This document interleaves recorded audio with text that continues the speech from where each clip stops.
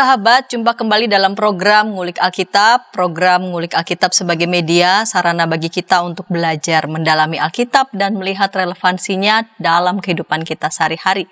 Pada episode kali ini kita hendak mengulik Kisah Para Rasul pasal 9 ayat 32 sampai 43, Kisah Para Rasul pasal 9 ayat 32 sampai 43 dengan judul Kunjungan Pastoral. Dan untuk mengulik bacaan ini dengan judul Kunjungan Pastoral telah hadir di studio Bapak Pendeta Arlianus Larosa.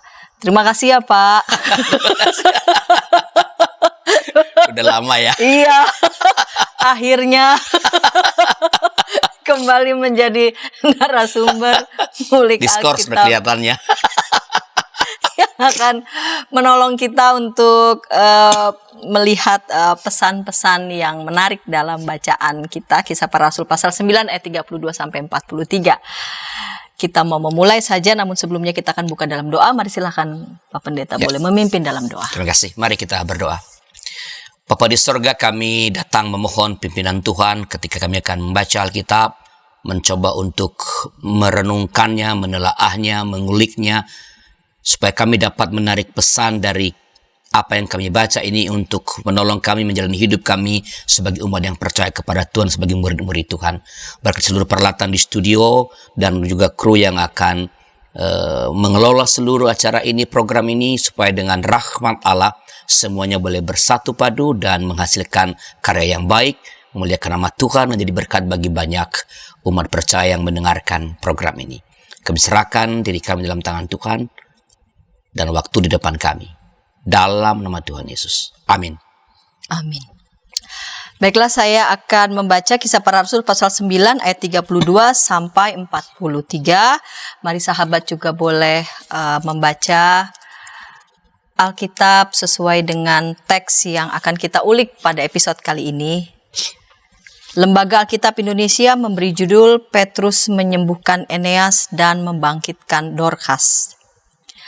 Pada waktu itu, Petrus berjalan keliling mengadakan kunjungan kemana-mana. Dalam perjalanan itu, ia singgah juga kepada orang-orang kudus yang di Lida.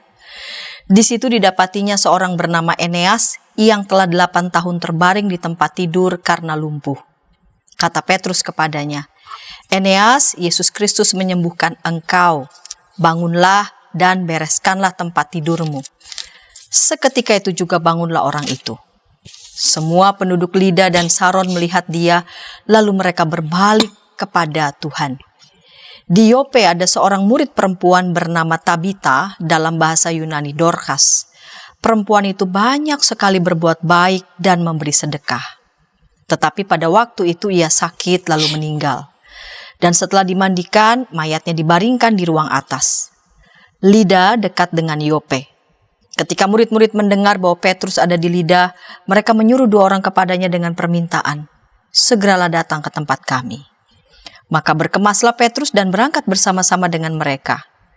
Setelah sampai di sana, ia dibawa ke ruang atas dan semua janda datang berdiri dekatnya, dan sambil menangis mereka menunjukkan kepadanya semua baju dan pakaian yang dibuat Dorcas waktu ia masih hidup.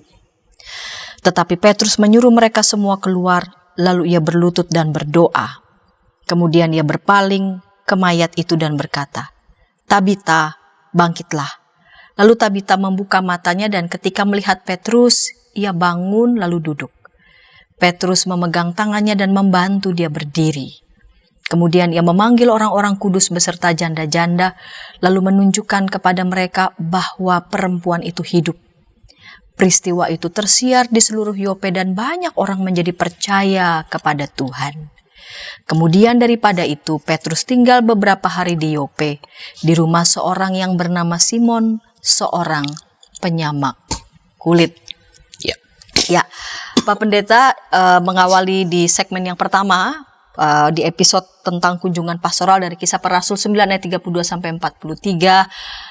Pertanyaan pertama, bisakah kita memulai mengulik ini dengan melihat gambaran umum tentang bacaan kita, Pak? Iya, oke. Makasih Pendeta Santi, sahabat JKB. Dalam bahan kita kali ini, kita kembali disajikan kisah tentang Rasul Petrus yang kisah tentangnya berhenti di kisah 8 ayat 24. Ya, mungkin boleh dilihat di 24 itu. Ya. Kisah Para Rasul pasal 8 ayat 24. Jawab Simon, hendaklah kamu berdoa untuk aku kepada Tuhan, supaya kepadaku jangan kiranya terjadi segala apa yang telah kamu katakan itu. Ya, di kisah 20 itulah terakhir kali sebenarnya berhenti kisah Simon di dalam sementara ada jedanya. Ya, setelah ia melakukan penginjilan di Samaria, di mana sudah ada orang-orang yang percaya kepada Tuhan sebagai hasil karya penginjilan dari Filipus yang rupa-rupanya lari ya karena mereka mengalami penganiayaan. Betul. Dalam kisah 31 9 ayat 30 dijelaskan bahwa jemaat-jemaat yang berada pada waktu dalam keadaan damai, artinya tidak ada lagi orang yang dikejar-kejar, tak lagi dikejar oleh penganiayaan, sebagaimana terjadi ketika para rasul itu atau tadi Petrus mulai berhenti kisahnya. Mungkin bisa dibaca ayat yang ke-31 itu. Kisah Para Rasul 9 ayat 31. Selama beberapa waktu jemaat di seluruh Yudea, Galilea dan Samaria berada dalam keadaan damai. Jemaat itu dibangun dan hidup dalam takut akan Tuhan. Jumlahnya makin bertambah besar oleh pertolongan dan penghiburan Roh Kudus. Ya, jadi mereka dalam keadaan damai. Damai itu saya lihat itu maksudnya adalah bahwa tidak ada lagi pengejaran, tidak ada penganiayaan. Jemaat bertumbuh dengan sangat baik, semakin banyak jumlah orang-orang yang percaya.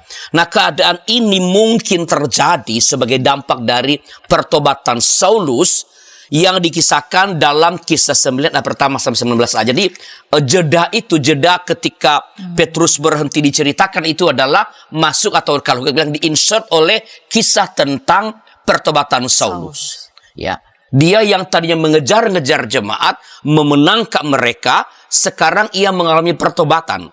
Dan Saulus bukan hanya bertobat, ia malah memberitakan Yesus. Mungkin bisa dibaca dalam kisah 9 ayat 20. Ya. Kisah Para Rasul 9 ayat 20, ketika itu juga ia memberitakan Yesus di rumah-rumah ibadat dan mengatakan bahwa Yesus adalah anak Allah. Ya, jadi dia yang tadinya mengejar, menganiaya, menganiaya, sekarang berubah menjadi pemberita. Nah, inilah informasi pendahuluan dari bahan ngulik kita pada hari ini, pendengar dan para sahabat DKB. Dalam keadaan damai tersebut, Petrus melakukan kunjungan pastoral, ya, kunjungan pastoral kepada di berbagai tempat, berbagai daerah maksudnya, kepada jemaat-jemaat yang baru saja bertumbuh atau terbentuk yang tadi dikatakan mengalami perkembangan yang pesat.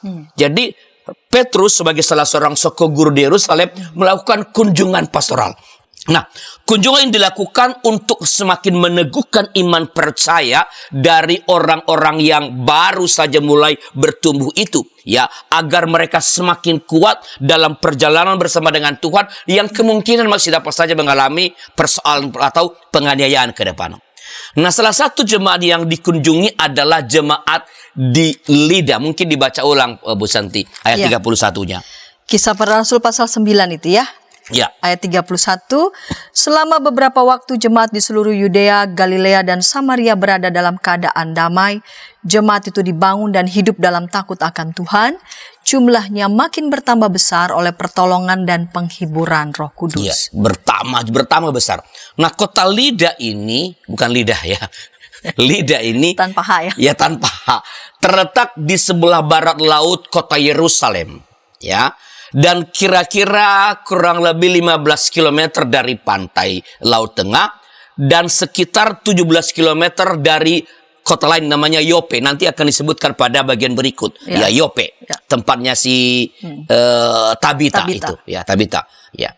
Nah, jemaat di kota Lida ini disebut sebagai orang-orang kudus. Tadi kalau dikatakan orang-orang kudus. Ya, beberapa penafsir mengatakan bahwa ini adalah sebutan yang lazim atau yang biasa diberikan kepada orang-orang atau komunitas orang yang baru percaya itu. Disebut sebagai orang-orang kudus. Tapi kata kudus sendiri sebenarnya berarti adalah dikhususkan, dipisahkan, dibedakan. Ya, jadi kalau dikatakan orang-orang kudus adalah orang-orang yang dipisahkan, bukan memisahkan diri. Ya, dipisahkan, dikuduskan, bukan kudus. Mereka nggak ada yang kudus, hanya Allah yang kudus. Tapi mereka dikhususkan oleh Allah. ya, dipisahkan. Jadi memang sekali lagi ini adalah kumpulan orang-orang yang telah percaya kepada Tuhan, dan karena iman mereka kepada Tuhan memang mereka hadir secara berbeda, ya, menampilkan diri, bukan eksentrik, ya, bukan aneh, tapi memang identitasnya berarti. Iya, betul. Karena perubahan identitas, perubahan mindset, cara berpikir tentang Allah, tentang siapa Allah itu, maka memang mereka hadir dengan cara yang berbeda. Nah, orang-orang yang telah percaya kepada Tuhan memang harus berbeda dari keadaannya sebelum mereka percaya. Jadi kalau membandingkannya, pertama-tama bukan dari dunia sekitarnya, ya, tapi membandingkan dengan bagaimana mereka sebelumnya. Bagaimana mereka dulu, sama seperti kalau kita melihat apakah kita sudah bertumbuh dengan baik, udah hebat enggak? Bukan pertama-tama dibandingkan dengan kehebatan orang lain, tapi bagaimana keadaan saya sebelumnya. Ya, mungkin ada orang lain yang lebih hebat dari saya. Tapi saya sekarang, kalau dulu, ya misalnya main badminton atau main pingpong, dulu saya lawan si A begitu, hanya dapat nilai 1, sekarang dapat poin ya 2 atau 5 lah. Memang saya masih kalah, tetapi saya mengalami pertumbuhan. Jadi sekali lagi, memang ini orang-orang yang berbeda, orang yang percaya kepada Tuhan, memang harus berbeda dari keadaannya sebelum mereka percaya. Kalau sama saja, ya ada yang salah. Apa artinya iman kepada Tuhan? Apa artinya percaya kepada Tuhan kalau keadaannya memang sama saja, tidak ada yang berbeda? Jadi indikatornya ada pertumbuhan. Ada pertumbuhan. Nah, ini pembelajaran pertama dari kuliah kita pada hari ini menurut saya. Ya, secara khusus dari ayat yang ke-31 ya. Bila kita sungguh-sungguh percaya kepada Tuhan, sungguh-sungguh percaya kepada Tuhan, maka kehidupan kita memang harus berbeda dari keadaan kita sebelumnya. Sebelum kita berjumpa dengan Tuhan, atau tepat sebelum Tuhan menjumpai kita dan kita merespons Tuhan yang menjumpai itu, Tuhan yang menyapa itu dengan percaya kepadanya. Ya, perjumpaan dengan Tuhan itu harus membuat kita mengalami perubahan tertentu, mengalami pertumbuhan. Ya, kita bukan mengatakan ada orang kan yang suka menjelek-jelekan masa lalunya. Ya. Kadang-kadang bagus juga dijelek-jelekan gitu loh. Ya, karena dia sekarang udah hidup baru. Bukan. Ya, kita nggak usah menghakimi masa lalu kita. Itulah kita sebelumnya. Karena kita memang belum berjumpa dengan Kristus. Setelah berjumpa dengan Kristus, maka ada sesuatu. Tadi Ibu Santi mengatakan ada perubahan ke arah yang lebih baik. Ya, karena ada identitas berubah, ada paradigma yang berubah, ya, cara menilai diri, cara melihat diri, cara memandang Allah yang berbeda, maka kehidupannya pun berbeda. Kalau saya melihat Allah sebagai Allah yang pemarah, Allah yang dikit-dikit memberi hukuman karena saya melanggar perintahnya, melanggar hukumnya, maka kehadiran saya sebagai orang yang percaya kepada Allah model itu adalah orang yang takut. Persis seperti orang yang berjalan di jalan raya, takut ketangkap sama polisi, ya, karena begitu nanti akan dihukum.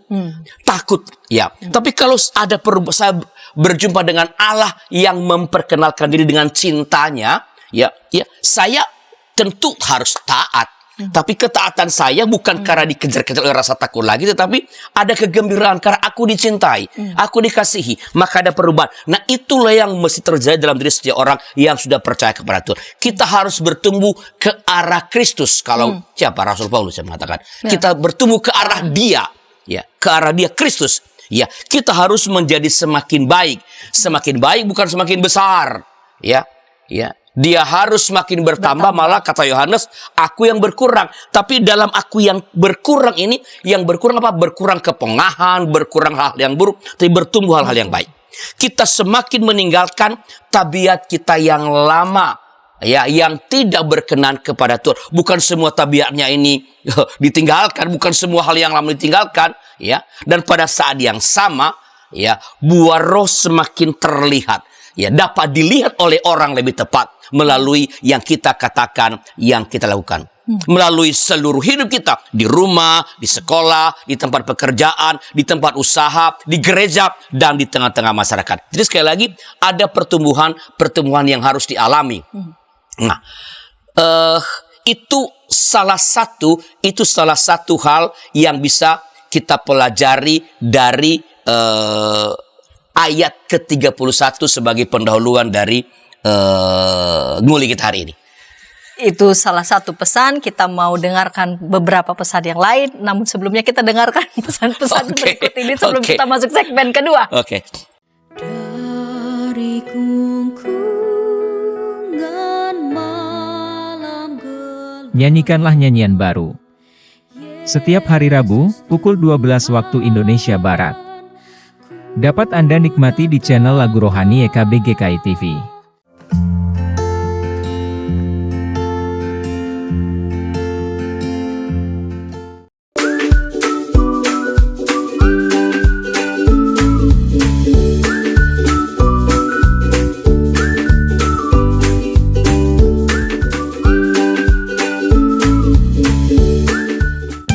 Sahabat, mari dukung pelayanan dan pekabaran Injil melalui YKB dengan membagikan link acara ini kepada sebanyak mungkin orang. Dukungan juga dapat saudara lakukan dengan mentransfer dukungan finansial ke rekening BCA ke nomor 450 305 2990 450 305 2990 atas nama Yayasan Komunikasi Bersama.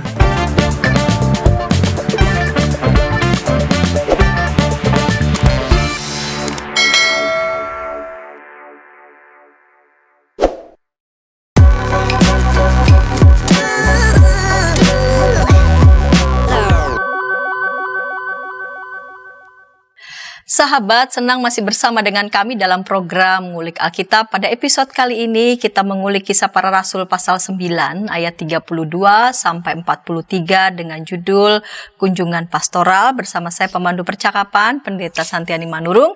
Saya mengajak sahabat semua boleh berinteraksi di kolom komentar yang sudah tersedia, baik itu memberikan respons, tanggapan, ataupun juga menyampaikan pertanyaan dengan senang hati. Narasumber kita pada episode kali ini, Bapak Pendeta Arlianus Larosa, akan dengan senang merespon tanggapan ataupun pertanyaan dari para sahabat. Kita sudah tiba di segmen yang kedua. Kita lanjut ya Pak Pendeta. Di segmen yang pertama, Pak Pendeta tadi menjelaskan tentang di ayat 32 itu ada kata orang-orang kudus yang di lidah. Kata kudus itu yang dipisahkan, yang dikhususkan. Orang-orang percaya yang identitasnya berubah dari yang semula belum kenal Kristus lalu kemudian menjadi kenal Kristus.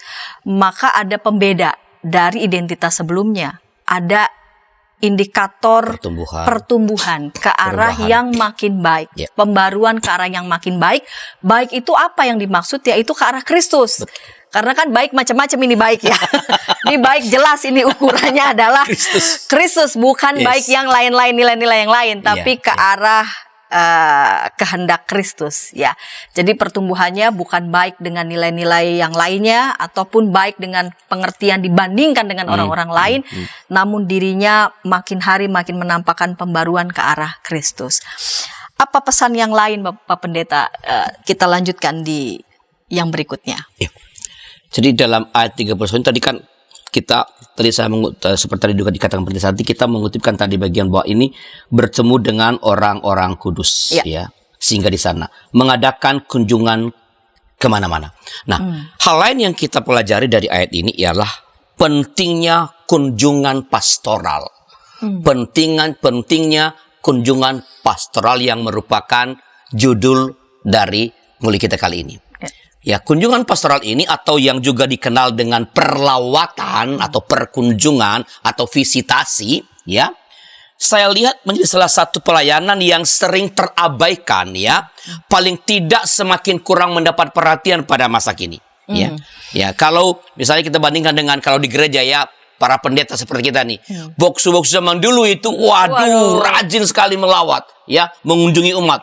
Ada yang pagi-pagi sudah datang ke rumah mendoakan yang ulang tahun, ya. Ada yang malam-malam atau subuh udah telepon itu dulu loh kering-kering yang di rumah itu, ya. Ada pokoknya apapun mereka melakukan kunjungan. Nah, saya melihat bahwa itu semakin hari semakin kurang mendapat perhatian. Ya, tentu ada banyak alasan yang dapat diberikan mengapa kunjungan pastoral ini semakin kurang pada zaman kurang mendapat perhatian. Bukan tidak ada. Ada tim kunjungan di jemaat, tetapi ya tim itu biasanya tim yang menurut Soli untuk mengatakan nih, tim yang asal siapa mau yang punya waktu. Waktu untuk berkunjung. Karena saking sibuknya. Ya, yang punya waktu. Jadi padahal ini kunjungan pastoral. Ya. Mengandaikan orang-orang yang memahami pastoral, yang memahami konseling, ya. Bukan orang yang sekadar punya waktu berjalan-jalan, berkunjung. Ini bukan anjang sana atau anjang sini, bukan obrol-obrol ke tetangga, bukan kunjungan pastoral. Harus punya keahlian tertentu. Iya. Untuk Iya. pastoral. Paling tidak misalnya kalian mendengarkan, Ya. nggak usah terlalu banyak Ngomong. iya. Ya itu Ya. itu soal lain ya. Ya. Tapi sekali lagi memang kita harus mengatakan memang ada yang dapat menjadi alasan mengapa kunjungan pastoral semakin kurang dapat perhatian. Misalnya saya bisa menyebut tentu misalnya susahnya mencari waktu yang tepat untuk berjumpa dengan umat. Ya, karena kesibukan kerja. Ya, umat suami istri, anak-anak subuh jam 5, jam setengah 6 udah berangkat ke sekolah, ya. Lalu orang tuanya pergi bekerja. Nanti anak-anak mungkin pulang siang atau jam 3-an begitu. Orang tuanya pulang setelah malam datang, sesudah gelap.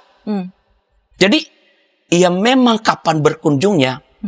Memang ada sih hari Sabtu. Tapi keluarga. Kita kayak mengganggu. Bukan kita deh. Jangan ngomong kita lah. Ya, gereja merasa bersalah. Gereja merasa bersalah. Ya, kita bukan. Ya. Bisa juga karena banyak umat yang tak bersedia dikunjungi. Sekarang begitu. Ya, saya mengalami. Jangan sekarang, ketika saya masih di jemaat, saya ngalamin itu. Saya teleponkan, mau bikin janji ketemu. Ada apa Pak Pendeta? Mau ke rumah. Oh, mau ngobrolin apa? Enggak, mau datang aja. Kalau mau ngobrol, kita di kafe aja Pak. Tujuannya kan bukan sekadar ngobrol, tetapi ingin melihat keadaan mereka, tahu persis ya, rumah keluarga ya. Ini alasan. Atau semakin banyaknya anggota jemaat dan tempat tinggalnya tersebar semakin jauh, ya sedangkan jumlah para pelayan semakin sedikit. Ya misalnya kalau ambil contoh di jemaat di Jakarta Barat nih, di tempat studi EKB ini, ada berapa jemaat di sini jemaat ada GKI Kedoya, ada GKY, ada GKI Kepaduri, ada GKI Sunrise. Anggotanya tuh pada ke Serpong, pada ke Karawaci, Bekasi, menikah, pindah rumah jauh. Tapi masih anggota. Nah, tersebarnya ke berbagai tempat itu, ke berbagai arah itu, ya memang jarak semakin jauh. Mengunjungi satu orang bisa menjadi setengah hari sendiri. Belum macet ya. Belum ya. Oke. Ya. Dan mungkin banyak alasan lain. Kita tentu saja dapat memahami alasan-alasan ini. Namun pada hemat saya, kita harus mengatakan bahwa kunjungan pastoral ini sangat penting. Salah satu tulang punggung dari pembangunan jemaat. Ya, kalau tidak ada kunjungan pastoral, hal-hal lain akan bisa kehilangan fondasinya. Petrus sendiri dalam bacaan kita dari sebagai seorang rasul dan pemimpin gereja Sokoguru di Yerusalem, ya, memberikan contoh yang baik. Petrus memperlihatkan bahwa kunjungan pastoral adalah salah satu bentuk pelayanan yang penting yang mesti dikerjakan bahkan oleh seorang Sokoguru, oleh seorang pemimpin di Yerusalem. Melalui kunjungan pastoral, gereja akan menjumpai jemaat atau umat yang membutuhkan bimbingan atau pertolongan yang sedang bergumul. Bisa saling mendukung ketika ada umat ditemui umat yang sedang bergumul, atau saling merayakan hal-hal yang menyenangkan dalam hidup ini. Orang butuh teman untuk merayakan pencapaian. Sama orang butuh teman ketika menghadapi kesusahan. Jangan orang berpikir kalau orang happy itu lulus, naik pangkat, bisnis baru. Ia butuh orang untuk merayakan kemenangannya. Ia perlu gereja. Ya. Lewat kunjungan pastoral, para gembala dapat mengenali kehidupan umat secara lebih dekat. Itu yang nanti dilihat oleh Petrus kan. Dia kalau dia nggak ada kunjungan pastoral, nggak mungkin dia bertemu dengan orang yang nanti kita lihat ada orang yang lumpuh. Nggak mungkin bertemu dengan Tabita kalau ia tidak lakukan kunjungan pastoral. Oleh kunjungan pastoral itu dimungkinkan. Ya, dengan kunjungan pastoral sekali lagi, gembala dapat mengenali kehidupan umat secara lebih dekat dan dengan demikian dapat mengembangkan pelayanan yang relevan, yang relate, yang terkait dengan kehidupan umat sehari-hari. Pemberitaan-pemberitaan kita kadang-kadang bagus secara konten, tapi Relate nggak ya? relate apa tidak dengan kehidupan sehari-hari umat. Itu hanya bisa kita kerjakan, membuat layanan kita relate kalau kita mengenali siapa umat. Dan itu hanya mungkin dilakukan dengan kunjungan pastoral. Berbagai kendala yang tadi saya sebut, ya mesti dicari solusinya. Ya misalnya bentuk kunjungan pastoral pun perlu dikembangkan. Ya kalau nggak bisa langsung datang rumah, kunjungan online misalnya kan bisa dengan online dengan video FaceTime, call ya atau FaceTime segala macam bisa dilakukan hal semacam itu ya. Sekali-sekali tentu masa dalam setahun dia nggak punya waktu 1 hari pun memang artinya para pelayan, para pelawat itu memang harus mengadjust waktu mereka dengan umat, bukan umat yang mengejar, susah itu ya. Tapi memang ini memang ruwet sih. Tapi mesti dicari jalan keluar karena ini sangat penting. Ya, kalau ini tidak dilakukan, maka menurut sekali lagi kita tidak dapat menghadirkan layanan yang semakin relate dengan kehidupan sehari-hari. Begitu, Bu Samdi. Karena bicara perkunjungan, perlawatan juga adalah bagian dari merawat. Iya, merawat, betul. Merawat, betul. Dan mengenali potensi sebenarnya. Misalnya gini, kita kunjung ke rumah seseorang, di rumah ada piano. Kan kita langsung, siapa yang bisa main piano di sini? Jangan-jangan ada orang yang jago main piano, tapi gereja kekurangan pemain piano. Tapi nggak pernah tahu karena kita nggak pernah berkunjung. Ya, jadi mengenali talenta umat dengan percakapan di gereja kan kita nggak ada punya kesempatan untuk mengenali secara personal. Ya, tetapi dengan kunjungan pastoral itu kita bisa lakukan. Oke, kita lanjut untuk pertanyaan selanjutnya. Ya. Tadi Pak Pendeta menjelaskan pentingnya ya kunjungan pastoral. Dan kalau kita kembali pada Petrus, apa yang ia lakukan dalam rangkaian kunjungan pastoralnya itu? Nah, dalam rangkaian kunjungan pastoral ini Petrus melakukan mujizat. Ya, tapi sekali lagi jangan fokus di mujizat. Nanti para gembala frustrasi. ya nanti ada yang buta, kok saya doain tidak melek. Juga frustrasi. Ya. Tetapi mujizat ini berkaitan langsung dengan kebutuhan salah seorang yang berada di Lida, yaitu Eneas. Ya mungkin perlu dibaca ya, Pendeta Santi, ayat yang keberapa itu? Ayat 33 dan 34 ya. Di situ didapatinya seorang bernama Eneas yang telah 8 tahun terbaring di tempat tidur karena lumpuh. Kata Petrus kepadanya, Eneas, Yesus Kristus menyembuhkan engkau. Bangunlah dan bereskanlah tempat tidurmu. Seketika itu juga bangunlah orang itu. Ya, ada beberapa hal menarik menurut saya dari mujizat penyembuhan ini. Bukan mujizat sendiri sebenarnya. Kalau mujizat jelas menarik, nggak usah dibilang menarik lagi, itu pasti menarik. Jangan menggarami air laut. Pokoknya kalau mujizat mah udah nomor 1 aja, pasti semua orang akan berbondong-bondong. Ada beberapa hal lain yang menarik. Pertama adalah tak dijelaskan siapa Eneas itu. Ya, tak jelas apakah dia juga orang yang percaya kepada Tuhan, masuk dalam orang-orang kudus, ya, atau bukan. Kita nggak jelas. Yang dijelaskan hanya keadaannya. Yaitu apa? Ia telah lumpuh selama 8 tahun. Ya. Ini menarik. Siapa dia tidak dijelaskan. Tetapi kondisinya yang ia butuhkan dideskripsikan. Ia seorang lumpuh dan sudah 8 tahun. Terbaring di tempat tidur. Ya. Tidak ada. Apakah dia orang mana? Ya. Udah percaya belum? Ya. Nah, jadi dari sini menurut saya penting kita menarik pembelajaran bahwa pelayanan itu dalam hal ini penyembuhan yang akan dialami oleh Eneas nanti memang harus diberikan kepada siapapun tanpa mempersoalkan apalagi mempertanyakan identitasnya. Siapapun dia, apapun agamanya, apapun sukunya, bila ia memerlukan layanan, ada kebutuhan akan layanan, dan kita, Anda, saudara dan saya, bisa menyediakan, bisa provide layanan itu, Tuhan telah berikan kepada kita talenta, karunia, modal untuk memberikan layanan itu, maka lakukanlah itu sepenuh hati dengan kualitas terbaik. Sekali lagi, tanpa mempertanyakan ini siapa di anggota kita apa bukan, orang Kristen atau bukan. Ya, kan dulu kan ada apa namanya kan, orang kecelakaan, lihat dulu ini agamanya apa. Oh, Kristen. Kristen apa dia? Pentakosta apa namanya? Gereja-gereja tradisional atau apa mainstream. Oh, HKBP atau GKI. Ya, orang udah keburu mati, hanya nanya lu dari mana. Iya. Dan masih sering terjadi. Kita mau menolong, ada orang punya kebutuhan, yang kita itu siapa? Siapanya gereja kita?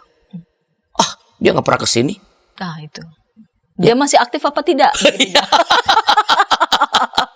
Ya, artinya siapapun dia, apapun agamanya, sukunya, kalau ia butuh layanan dan kita sudah Tuhan siapkan untuk menyediakan layanan itu, maka lakukanlah dengan sepenuh hati, dengan kualitas terbaik. Hal lain yang menarik dari kisah penyembuhan Eneas ini adalah ucapan Petrus ketika ia hendak melakukan penyembuhan. Saya kutipkan ya, atau mungkin Ibu Santi bacalah. Ya. 34 itu ya. Kata Petrus kepadanya, Eneas, Yesus Kristus menyembuhkan engkau, bangunlah dan bereskanlah tempat tidurmu. Ya. Seketika itu juga bangunlah orang itu. Lihat, Rasul Petrus tidak mengatakan aku akan menyembuhkan engkau. Tapi ia merujuk kepada Yesus Kristus sebagai penyembuh. Ya. Dengan demikian, penghormatan diberikan kepada Tuhan, kemuliaan diberikan kepada Tuhan. Ya. Nah, ini penting untuk kita renungkan menurut saya ya.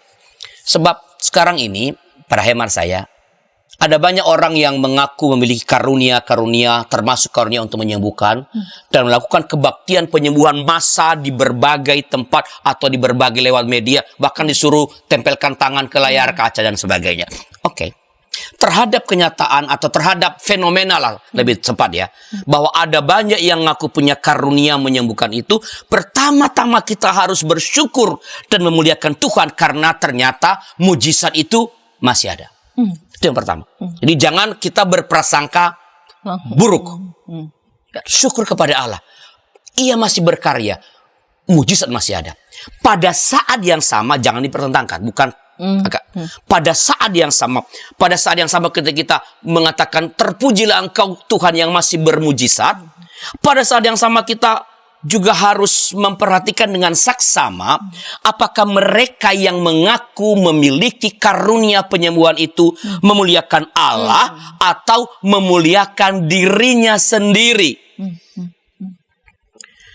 Sesudah Rasul Petrus menyembuhkan Eneas yang lumpuh, dan pada bagian selanjutnya nanti membangkitkan Dorcas dari kematian, tidak ada pemujaan terhadap Rasul Petrus loh.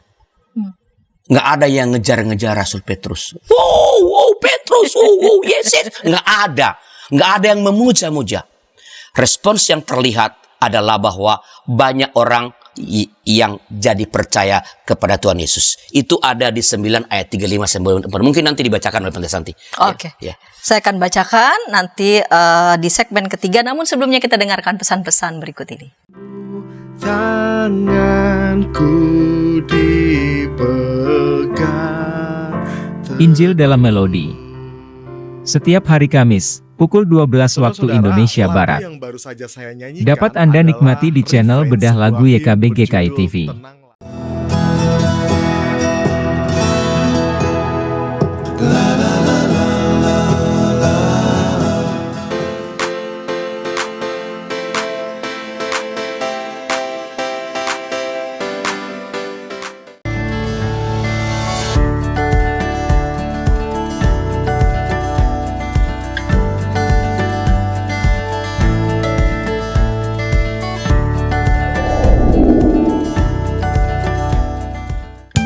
Sahabat, mari dukung pelayanan dan pekabaran Injil melalui YKB dengan membagikan link acara ini kepada sebanyak mungkin orang. Dukungan juga dapat saudara lakukan dengan mentransfer dukungan finansial ke rekening BCA ke nomor 450 305 2990 450 305 2990 atas nama Yayasan Komunikasi Bersama.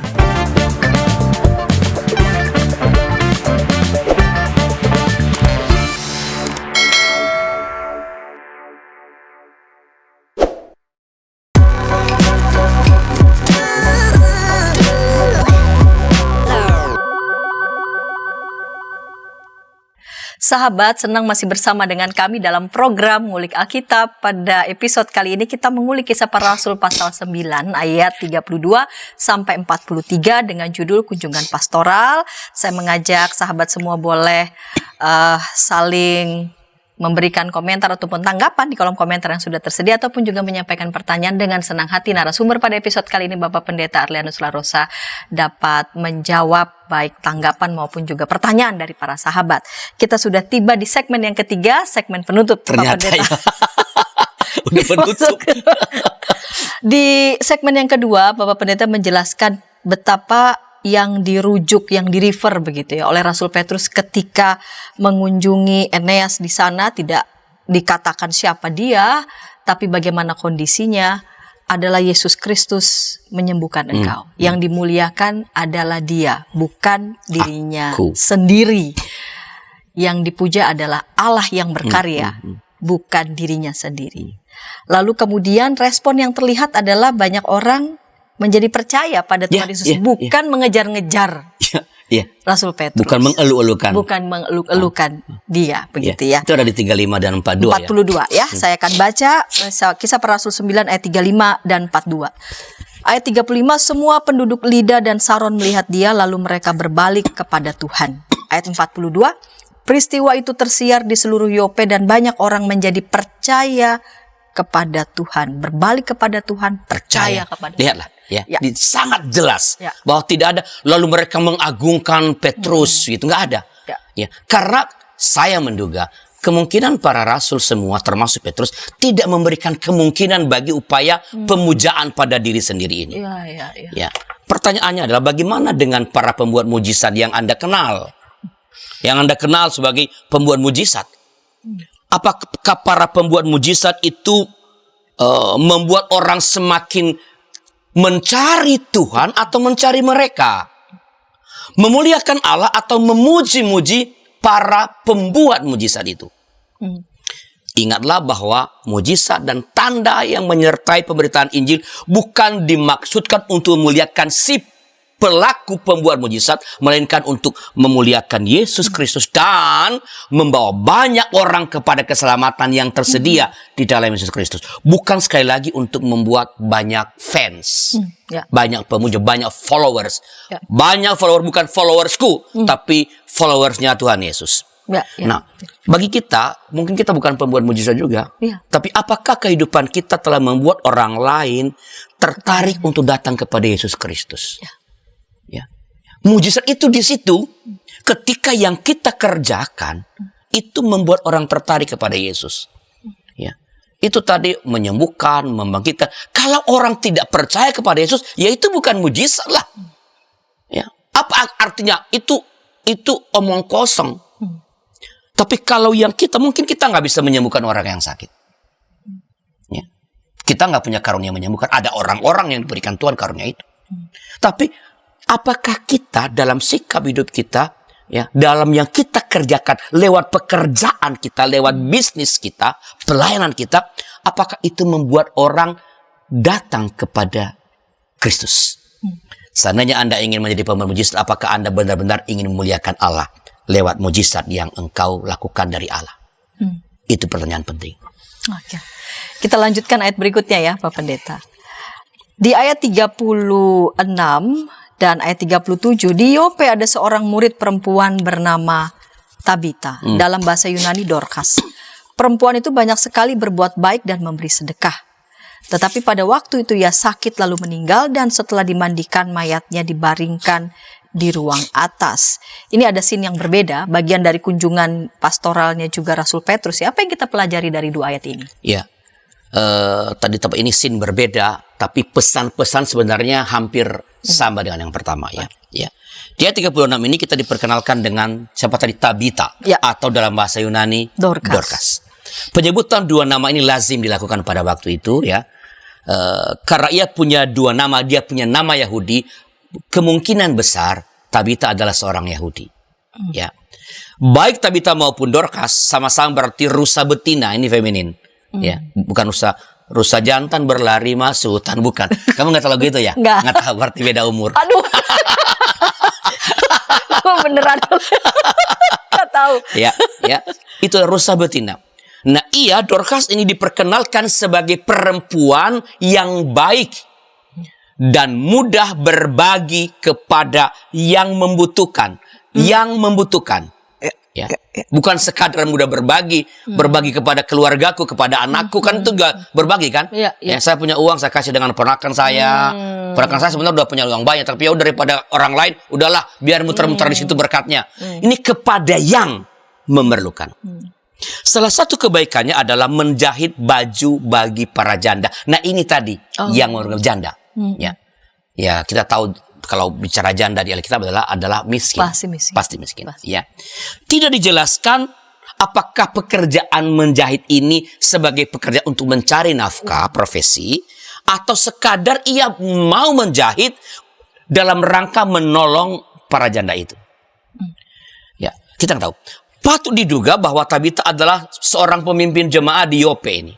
Setidaknya ia memiliki peran yang penting dalam jemaat. Kalau kita lihat nanti apa yang dilakukan oleh orang-orang ketika dia meninggal. Ia adalah satu-satunya perempuan dalam perjanjian baru yang disebut dalam bentuk feminin untuk murid. Jadi bukan murid dalam bentuk maskulin. Murid dalam bentuk feminin. Dan hanya satu, yaitu Tabita. Dorcas. Nah, Tabita atau Dorcas tinggal di Yope. Tak terlalu jauh dari desa, sudah katakan tadi, tempat di mana Petrus menyembuhkan Eneas. Jadi dekat. Ini memberikan penjelasan pendahuluan tentang bagaimana Petrus diundang ke Yope. Nah, perempuan hebat ini, saya bilang dia perempuan hebat ini, ternyata sedang sakit. Ia kemudian meninggal karena sakitnya itu. Ya. Maka layaknya kebiasaan orang-orang Yahudi, jenazah dimandikan. Sama juga sebenarnya kita mewarisi mungkin banyak, hampir semua suku bangsa sampai sekarang masih dimandikan. Mayatnya dibaringkan di ruang atas. Ya. Ada yang menduga bahwa ruang atas itu kan biasa orang itu atapnya itu kan datar. Ya. Nah, tapi ada yang menduga bahwa ruang atas ini bukan sekadar atap, tetapi ini adalah tempat pertemuan jemaat. Itulah sebabnya nanti para janda dan orang-orang kudus itu bisa kumpul di tempat dia dibaringkan itu. Ya, kalau enggak atap, ia berkumpul untuk mengungkapkan kesedihan mereka. Mereka bisa berkumpul di atap rumah itu yang adalah tempat pertemuan jemaat itu untuk meratap atas kematian atau meninggalnya Dorcas. Nah, berita penyembuhan yang dilakukan Petrus terhadap Eneas di Lida itu tersebar sampai juga ke Yope. Mujizat yang terjadi di Lida ini membangkitkan harapan orang-orang di Yope. Kan mereka ini udah meninggal, mereka sedih, sangat sedih. Mereka meyakini bahwa bila Petrus dapat menyembuhkan Eneas, maka ia pun dapat membangkitkan atau menghidupkan kembali Tabita dari kematiannya. Nah, ini mungkin menjelaskan mengapa mereka tidak menguburkan Tabita, melainkan hanya memandikan dan meletakkan tubuhnya. Tadi kan memandikan lalu meletakkan. Orang Yahudi itu kan nggak boleh lewat satu hari, harus segera dimakamkan. Tapi mereka masih menunggu. Udah selesai dimandikan, mereka menyelesaikan. Ya, bisa jadi memberikan sebelum meratap. Tapi ada yang menduga karena mereka ada harapan nih, ada harapan bahwa ia akan bisa hidup kembali dengan meminta pertolongan atau pelayanan dari Petrus. Jadi itu. Kita lanjutkan ayat berikutnya. Ayat 38 dan 39. Lida dekat dengan Yope. Ketika murid-murid mendengar bahwa Petrus ada di Lida, mereka menyuruh 2 orang kepadanya dengan permintaan, segeralah datang ke tempat kami. Maka berkemaslah Petrus dan berangkat bersama-sama dengan mereka. Setelah sampai di sana, ia dibawa ke ruang atas dan semua janda datang berdiri dekatnya dan sambil menangis mereka menunjukkan kepadanya semua baju dan pakaian yang dibuat Dorcas waktu ia masih hidup. Iya. Begini kita menemukan pesan dari dua ayat ini, Iya, Bapak iya. Pendeta. Apa yang saya jelaskan tadi Iya. terbukti di sini di ayat Iya. 28 ini. Murid-murid di Yope yang mendengarkan bahwa Petrus ada di Lida segera mengutus 2 orang murid laki-laki. Itu itu bentuknya maskulin untuk menemui Petrus. Dengan sebuah pesan, segeralah Segera datang ke tempat kami. Nah, sebenarnya dalam kalimat apa tadi, segeralah datang ke tempat kami, itu terkandung pesan, ya, kalau dibaca dalam naskah aslinya, naskah bukan asli deh, naskah bahasa Yunani-nya, terkandung pesan agar Petrus jangan ragu-ragu untuk datang ke Yope. Meskipun di Yope ini ada banyak orang non-Yahudi. Jadi sebenarnya penulis kisah ini mau menerobos sedikit ini bahwa Petrus itu bukan hanya melayani orang-orang Yahudi. Ia di sini menerobos masuk melayani juga bangsa-bangsa. Ya, ya. Mereka sangat berharap agar Petrus dapat melakukan sesuatu untuk Tabita yang sudah meninggal itu. Menarik bahwa ketika Tabita meninggal, banyak orang yang meratapinya. Banyak yang menangis. Ya. Mereka seolah-olah tidak rela kehilangan sosok Tabita. Bukan nangis-nangis yang dibuat-buat ya.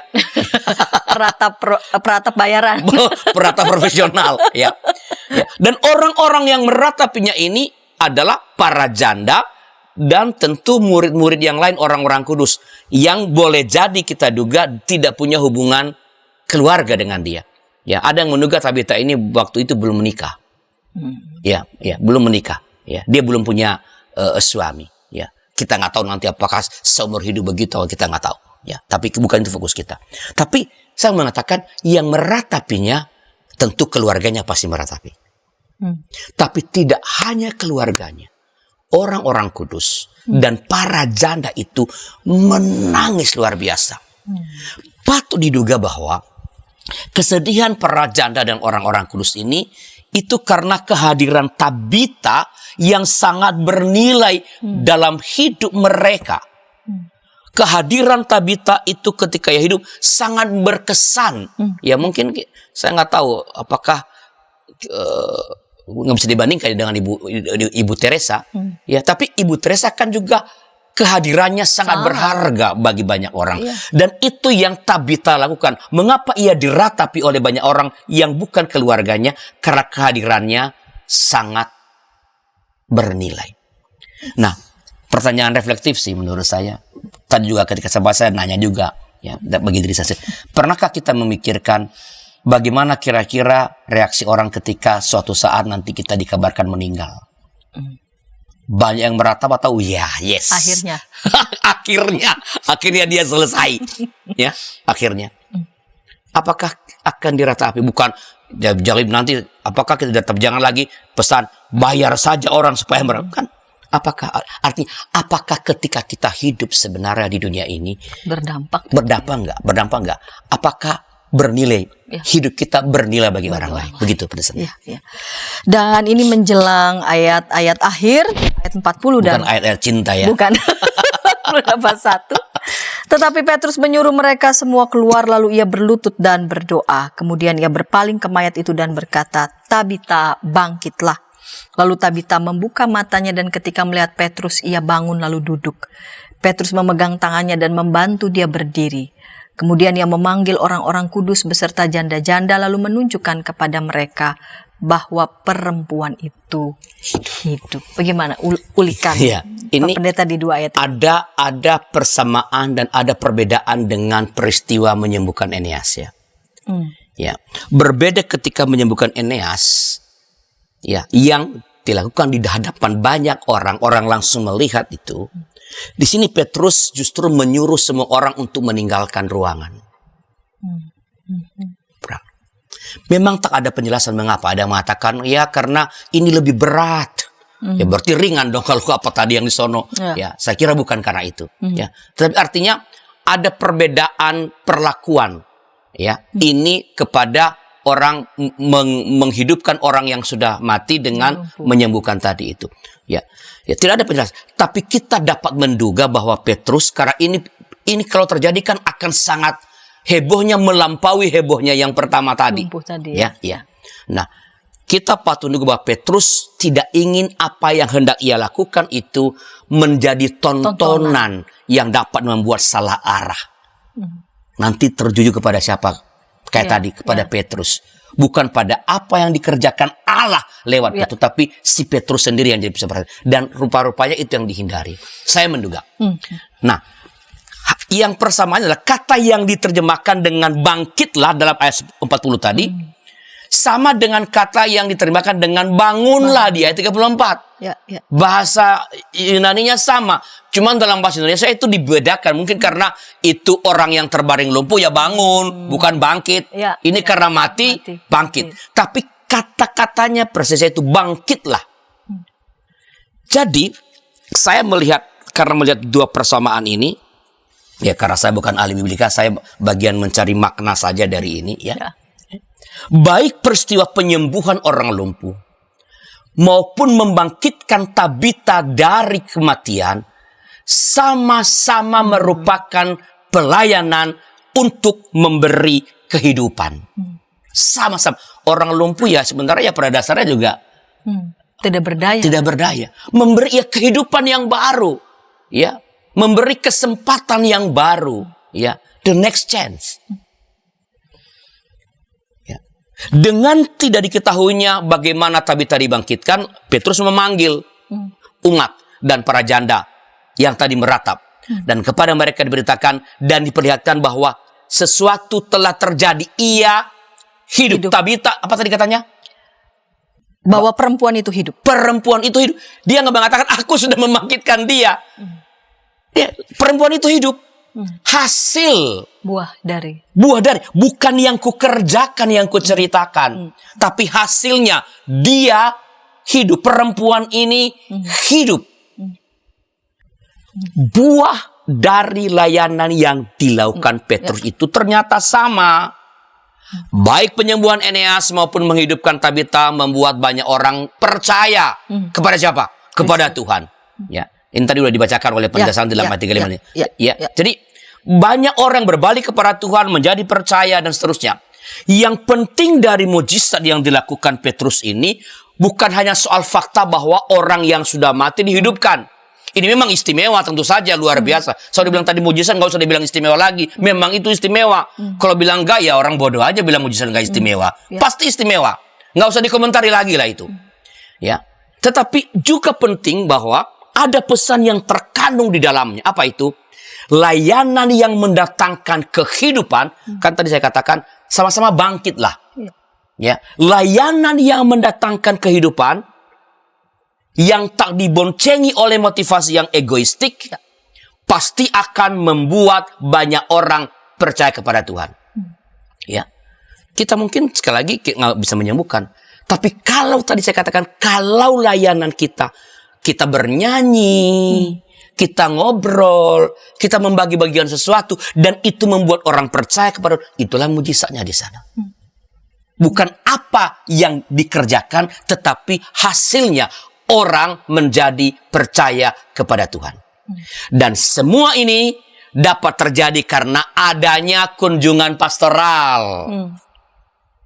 Ya, melalui kunjungan pastoral kita dapat mengenali kebutuhan yang dilayani, dan oleh itu kita dapat mengembangkan pelayanan yang tepat, yang relate dengan kehidupan umat. Kita perlu mengendalikan hasrat besar, menyusun, mengembangkan pelayanan berpatokan pada keinginan kita, ide-ide besar kita yang dibuat di belakang meja saja atau di ruang-ruang perpustakaan. Ini penting. Ya, ruang perpustakaan penting. Tapi kita perlu melengkapi itu semua dengan kunjungan pastoral. Sehingga kita tidak berada di awang-awang. Ya, ada banyak para pelayan yang hebat gagasannya. Idenya brilian. Tapi itu dari ruang perpustakaan saja. Ya, dari belakang meja saja. Tidak berbasis pada pengamatan mereka. Yang mereka lihat, yang mereka rasa dari kunjungan pastoral. Saya nggak mengatakan perpustakaan itu tidak penting. Enggak, itu harus. Tapi tidak cukup. Kita harus menyempurnakannya, melengkapinya dengan kunjungan pastoral.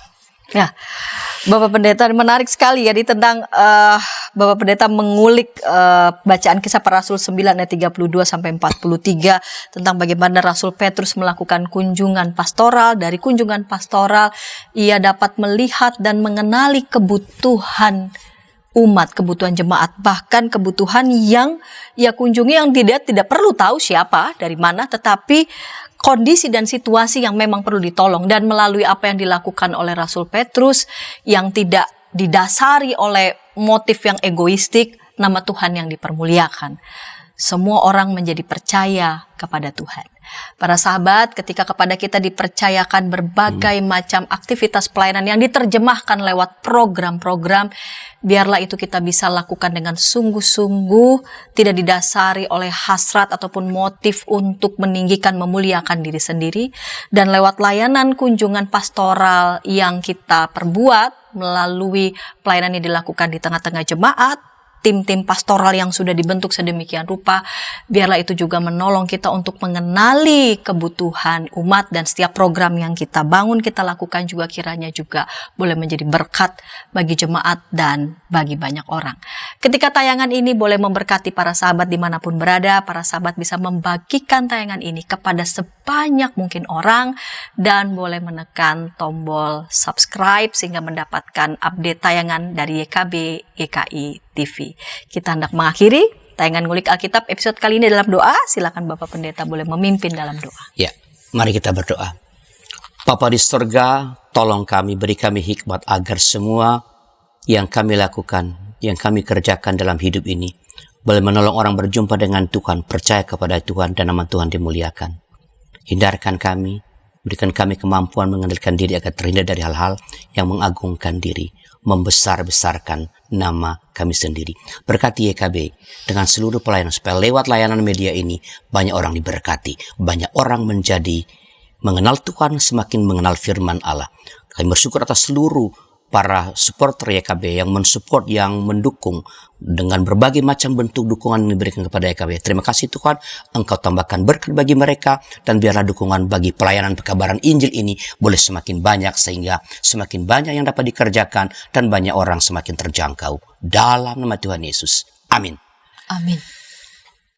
Sahabat, mari dukung pelayanan dan pekabaran Injil melalui YKB dengan membagikan link acara ini kepada sebanyak mungkin orang.